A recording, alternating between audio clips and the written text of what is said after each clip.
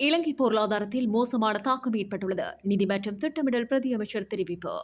சொல்லிசை பாடகர் சங்கீதனுக்கு விடுதலை கோரி உயர் நீதிமன்றத்தில் மனு தாக்கல் செய்யப்படவுள்ளது. வாகன இறக்குமதி எந்த விதத்திலும் குறையவில்லை. சுங்க ஊடக பேச்சாளர் தெரிவிப்பு. இலங்கையில் உணவு பாதுகாப்பற்ற மக்களின் எண்ணிக்கை மேலும் அதிகரிப்பு. எபோலா பரவலை எதிர்கொள்ள பெரிய தொகையை ஒதுக்கியது உலக சுகாதார அமைப்பு.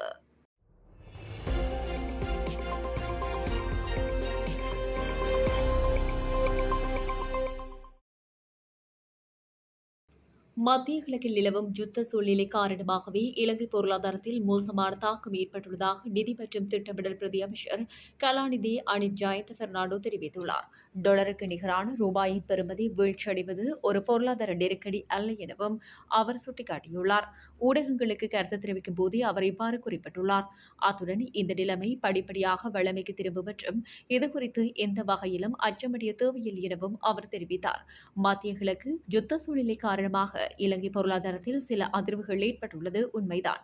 அந்த அதிர்வுகளுக்கு எடுக்க வேண்டிய தகுந்த கொள்கை ரீதியான தீர்மானங்களை நாங்கள் எடுத்து வருகின்றோம். இதற்குள் எந்தவொரு பொருளாதார நெருக்கடியும் இல்லை.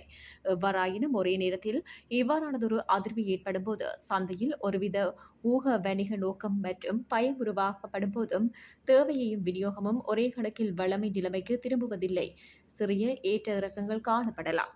டாலரின் மதிப்பு 350 ரூபாவை தாண்டிச் சென்ற வீதம் நாங்கள் எடுத்த நடவடிக்கைகளுடன் படிப்படியாக 330 ரூபாய் வரை குறைவடைந்தது. மீண்டும் கடந்த 2 நாட்களில் ஒரு சிறிய உயர்வு ஏற்பட்டுள்ளது. இந்த நிலையில் படிப்படியாக வளமைக்கு திரும்பும். இதற்காக எந்த வகையிலும் பதற்றமடைய வேண்டாம். இது சந்தையில் ஏற்பட்ட ஒரு குறிப்பிடப்பட்ட விசேட சூழ்நிலையை தவிர எந்த வகையிலும் பொருளாதாரத்தின் வீழ்ச்சியோ அல்லது வெளித்தரப்பின் சிக்கல் நிலையோ அல்ல என தெரிவித்தார். பயங்கரவாத தடைச்சட்டத்தின் கீழ் கைது செய்யப்பட்டு விளக்கமறியலில் வைக்கப்பட்டுள்ள இளம் தமிழ் பாடகர் கணேஷ்குமார் சங்கீதனுக்கு விடுதலை கோரி உயர்நீதிமன்றத்தில் மனு தாக்கல் செய்யப்படவுள்ளது.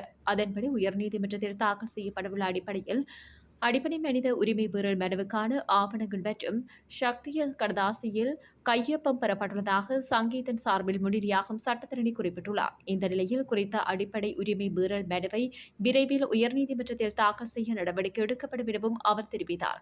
விளக்கமறியலில் வைக்கப்பட்டுள்ள பாடகர் சங்கீதனின் விடுதலையை வலியுறுத்தி உள்நாட்டிலும் சர்வதேச நாடுகளிலும் தொடர் கோரிக்கைகள் முன்வைக்கப்பட்டு வருகின்றன. முன்னதாக தமிழீழ விடுதலை புலிகள் அமைப்பின் எழுச்சி பாடலை அண்மையில் நிகழ்வொன்றில் பாடியதாக தெரிவித்து பயங்கரவாத தடைச்சட்டத்தின் கீழ் அவர் கைது செய்யப்பட்டுள்ளார்.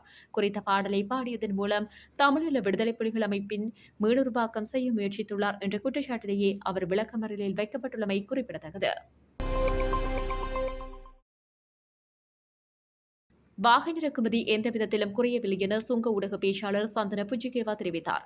டாலரின் விலை அதிகரிப்பினால் ஏற்படும் அழுத்தத்தை குறைக்கும் நோக்குடனேயே இறக்குமதி கட்டுப்பாடுகள் தளர்த்தப்பட்டு சில நடவடிக்கைகள் எடுக்கப்பட்டதாக அவர் சுட்டிக்காட்டினார். எனினும் அரசாங்கம் எதிர்பார்த்த அளவிற்கு வாகன இறக்குமதியில் எந்தவித வீழ்ச்சியும் ஏற்படவில்லை. வாகன இறக்குமதி எந்த விதத்திலும் குறைவதில்லை என சுங்க ஊடக பேச்சாளர் சந்தன புஜிகேவா தெரிவித்தார். டாலரின் விலை அதிகரிப்பினால் ஏற்படும் அழுத்தத்தை குறைக்கும் நோக்குடனேயே இறக்குமதி கட்டுப்பாடுகள் தளர்த்தப்பட்டு சில நடவடிக்கைகள் எடுக்கப்பட்டதாக அவர் சுட்டிக்காட்டினார். இருப்பினும் அரசாங்கம் எதிர்பார்த்த அளவிற்கு வாகன இறக்குமதியில் எந்தவித வீழ்ச்சியும் ஏற்படவில்லை என சுங்க ஊடக பேச்சாளர் மேலும் தெரிவித்தார்.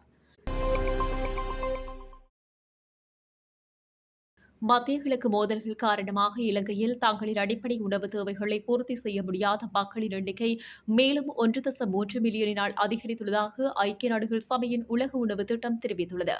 உலக உணவு திட்டம் வெளியிட்டுள்ள புதிய பகுப்பாய்வின்படி உலகளவில் ஏற்பட்டுள்ள இந்த நெருக்கடியால் பாதிக்கப்பட்டுள்ள இலங்கை, ஆப்கானிஸ்தான் மற்றும் சோமாலியா ஆகிய நாடுகள் குறித்து மேற்கொள்ளப்பட்ட ஆய்வினூடாகவே இந்த தகவல் வெளிப்படுத்தப்பட்டுள்ளது. உலக சந்தையில் எரிபொருள் விலை அதிகரிப்பு உள்ளிட்ட பொருளாதார காரணிகளினால் இவ்வாறு அடிப்படை உணவு தேவைகளை பூர்த்தி செய்ய முடியாத நிலை ஏற்பட்டுள்ளதாக அந்த அறிக்கையில் குறிப்பிடப்பட்டுள்ளது.